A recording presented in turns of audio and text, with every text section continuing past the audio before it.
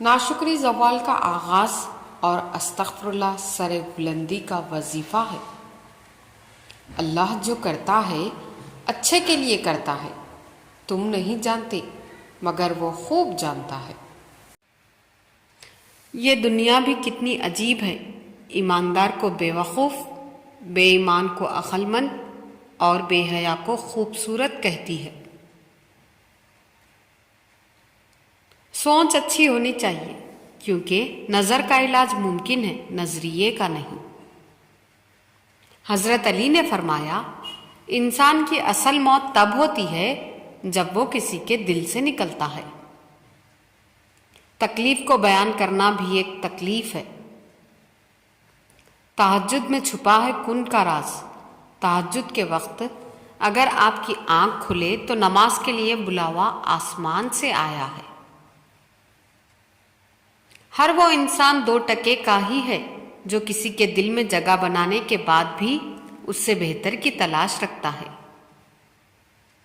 اور جہاں عشق ہو وہاں وضو کا پانی ٹھنڈا نہیں لگتا۔ یا اللہ مجھے وہ عطا کر دے جس کی میں نے تجھ سے امید لگائی ہوئی ہے۔ خدا کے فیصلے ہماری خواہشوں سے بہتر ہیں۔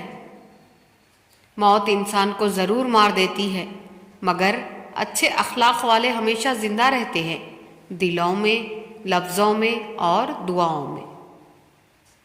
بشر میں کوئی راز پنہاں ضرور ہے کہ بات بات اس کے فرشتے ہیں لکھ رہے۔ یہ جو گزر رہا ہے وقت نہیں ہے، زندگی ہے۔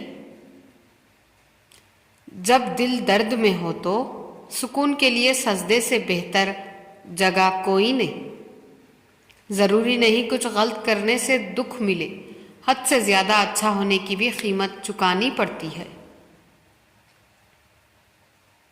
حضرت علی نے فرمایا، ہمیشہ زندگی میں ایسے لوگوں کو پسند کرو جن کا دل چہرے سے زیادہ خوبصورت ہو۔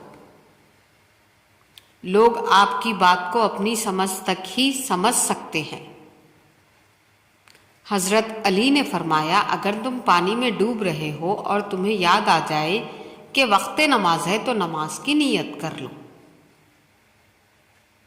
ایمان کی بہار قرآن میں ہے۔ لوگ جب آپ کو سمجھ نہیں پاتے تو آپ کو غلط قرار دیتے ہیں۔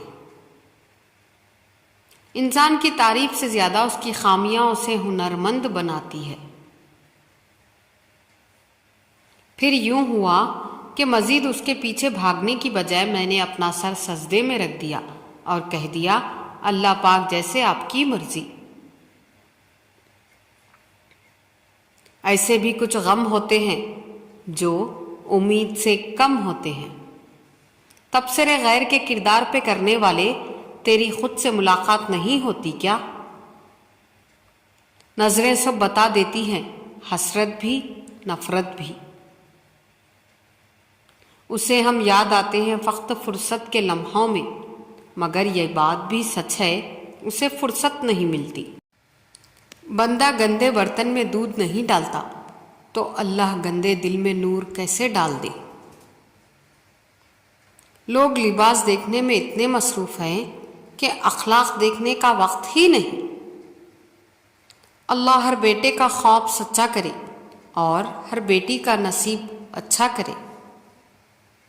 رب واقف ہے تیرے دل کی تڑپ سے، وہ ضائع نہ کرے گا دعائیں، ذرا انتظار کر۔ وہ نیکی بڑی معتبر ہے جس کا رب کے سوا کوئی گواہ نہ ہو۔ دجال ایک فتنہ ہے، ہمارا مقصد اس سے امت مسلمہ کو آگاہ کرنا ہے۔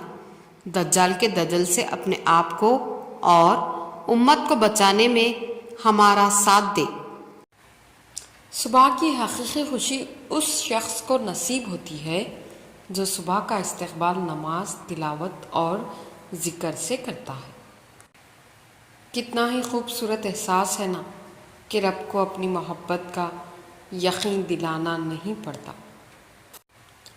اللہ کی قسم، اگر اللہ راضی ہے تو موت سے خوبصورت کوئی چیز نہیں۔ بدلہ لینے والوں سے نہیں، بلکہ سہ جانے والوں سے ڈرو، ان کا معاملہ رب کے حضور پہنچایا جاتا ہے۔